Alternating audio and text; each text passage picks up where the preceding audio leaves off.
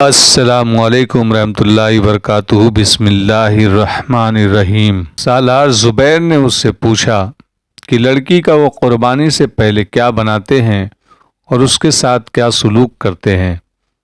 راہب نے کہا کہ کسی ایسی غلط بات کو دل میں جگہ نہ دینا کہ لڑکی کو کسی غلط یا بیہودہ مقصد کے لیے رکھا جاتا ہے۔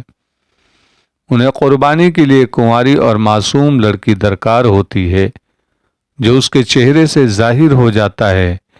پھر یہاں لڑکی کو اس طرح پاک اور صاف ستھرا رکھا جاتا ہے جیسے یہ آسمان سے اتری ہو۔ بعد میں اس لڑکی نے بھی بتایا تھا کہ اسے کچھ پلاتے تھے جس سے وہ بیدار تو رہتی تھی، لیکن یہ اسے احساس نہیں ہوتا تھا کہ وہ قید میں ہے۔ رات کو اس کی آنکھ کھل جاتی تب اسے قید کا احساس ہوتا تھا، لیکن اسے اتنا زیادہ ڈرا کر رکھا گیا تھا کہ وہ فرار کا سوچ بھی نہیں سکتی تھی۔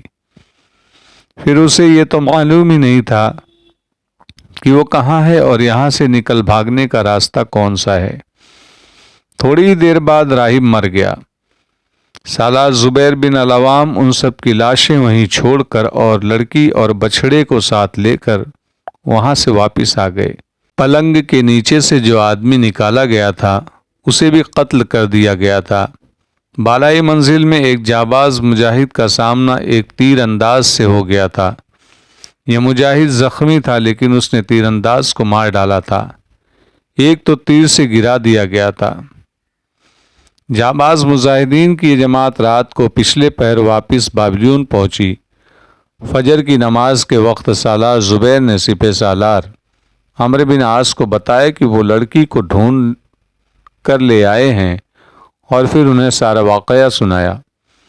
صبح ہوتے ہی لڑکی کے باپ کو بلا کر، دادا کو، اس کا باپ نہیں تھا، لڑکی اس کے حوالے کر دی گئی۔ اسے یہ بتایا گیا کہ اس کی پوتی کو ڈھونڈ لانے کے لیے 2 آدمی قربان کیے گئے ہیں۔ یہ بوڑھا آدمی اس قدر متاثر ہوا کہ ہر کسی کو یہ واقعہ سناتا پھر رہا تھا۔ شام تک سارے شہر میں یہ واقعہ مشہور ہو گیا اور اگلے روز کئی ایک عیسائی اسلام قبول کرنے کے لیے آ گئے۔ وہ کہتے تھے کہ ایسی قوم پہلی بار دیکھی ہے جس کے ہاں انسانی ہمدردی اور انصاف ہے۔ سپہ سالار عمرو بن عاص نے حکم دیا کہ سرابیوم کے خنڈرات ویسے ہی رہنے دیے جائیں جیسے ہیں۔ ان کی اہمیت تاریخ نوعیت کی ہے، لیکن اس کا عبادت گاہ والا حصہ مسمار کر دیا جائے۔ ادھر بابلیون میں مجاہدین اسلام فتح و نصرت سے سرشار اپنے قدم جما چکے تھے اور اسکندریہ کی طرف پیش قدمی کے لیے جوش و خروش سے تیار ہو رہے تھے۔ صرف بابلیون کا ہی نہیں بلکہ تمام متوجہ علاقوں کا نظم و نسق اور انتظامیہ کا سلسلہ رواں کر چکے تھے۔ سب سے بڑی کامیابی تو یہ تھی کہ سپہ سالار عمرو بن عاص کے مدبر نے قبطی عیسائیوں کے ذہنوں سے بغاوت کا خیال نکال دیا تھا اور ایسے اقدامات کیے تھے کہ ان کے دل موہ لیے تھے۔ تمام مجاہدین اسلام نے وہاں کے لوگوں کے ساتھ ایسا سلوک اور رویہ رواں رکھا تھا کہ مسلم اور غیر مسلم کے درمیان بیگانگی اور غیریت کا نام و نشان نہیں رہا تھا۔ ادھر بزنطیہ میں ہرقل کے شاہی محل پر لعنتیں برس رہی تھی۔ ابلیس رقص کر رہا تھا۔ ہرقل مر چکا تھا۔ ایک وہ تھا جسے سلطنت روم کا غم کھاتا رہتا تھا اور جس نے ساری دنیا کو فتح کرنے کے خواب دیکھے تھے۔ یا اب اس کا بیٹا قسطنطین تھا جس کا خون ہر وقت کھولتا رہتا تھا اور اس پر غصے کی کیفیت طاری رہنے لگی تھی۔ پیچھے ایک باب میں تفصیل سے میں بیان کر چکا ہوں کہ رومی فوج کے جرنیل اور حکومت کے حاکم 2 حصوں میں بٹ گئے تھے۔ کچھ قسطنطین کے حامی اور کچھ اس کے سوتیلی ماں مرتینہ کے حامی بن گئے تھے۔ پہلے بتایا جا چکا ہے کہ ملکہ مرتینہ اپنے بیٹے ہرقلناس کو ہرقل کی جگہ تخت نشین کرانا چاہتی تھی، یعنی اسے راجہ بنانا چاہتی تھی، لیکن تخت و تاج کا سیاہ وارث قسطنطین تھا۔ وہ بڑا بھی تھا اور مجھا ہوا جرنیل بھی تھا اور حکومت کے مسائل اور امور کو بھی سمجھتا تھا۔ اس کے مقابلے میں ملکہ مرتینہ کا بیٹا ہر پہلو سے صرف شہزادہ تھا۔ نہ اس نے کبھی میدان جنگ دیکھا اور نہ کاروبار سلطنت سے آشنا تھا۔ ملکہ مرتینہ حسین تو تھی ہی، لیکن عیار اور مکاری کے لحاظ سے جادوگرنی تھی۔ پتھر دل آدمی کو بھی موم کر کے اپنے مٹھی میں لے لیتی تھی۔ جرنیل اور حکومت کے حاکم دو حصوں میں بٹ کر ایک دوسرے کے دشمن بنے جا رہے تھے۔ ان میں کچھ خوشامدی بھی تھے، اور قسطنطین کو آئے دن کوئی نئی سے نئی خبر سناتے اور ملکہ مرتینہ اور اس کے بیٹے ہرقلیناس کے خلاف بھڑکاتے تھے۔ قسطنطین کو مصر کا غم تو کھا ہی رہا تھا، لیکن یہ خوشامدی اسے ایسی خبریں سناتے تھے کہ اس کا خون کھول اٹھتا تھا۔ مورخوں نے لکھا ہے کہ وہ کسی اندرونی روگ میں مبتلا ہو گیا تھا اور جسمانی کمزوری محسوس کرنے لگا تھا۔ اس سے بڑا روگ اور کیا ہو سکتا تھا کہ اپنے آپ کو دنیا کی سب سے بڑی جنگی طاقت سمجھنے والے شاہی خاندان کو مٹھی بھر عربوں نے، جنہیں رومی گنوار بدو کہتے تھے، شام سے مار بھگایا تھا، اور اب انہیں مصر سے بھی بری طرح بے دخل کیا جا رہا تھا۔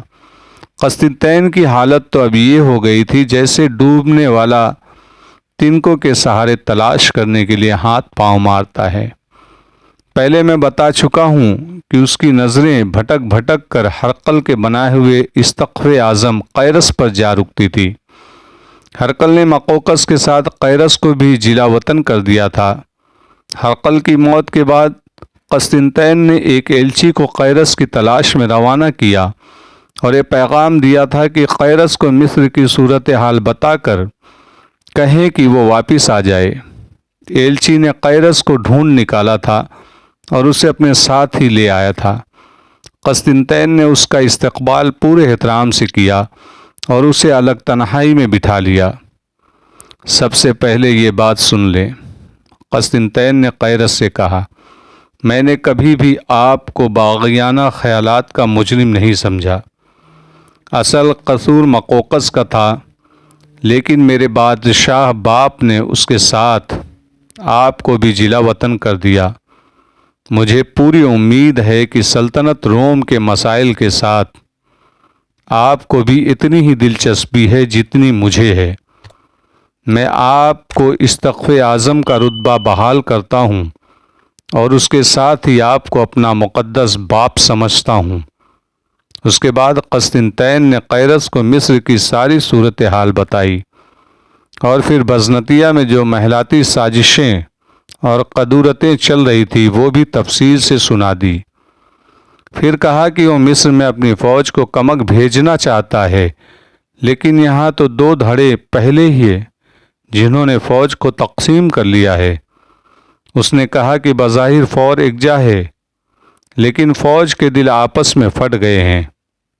مجھے صرف ایک بات بتا دو۔ قیرس نے پوچھا، میں کیا کر سکتا ہوں اور میرے فرائض کیا ہیں؟ بات بالکل مختصر کروں گا، قسطنطین نے کہا۔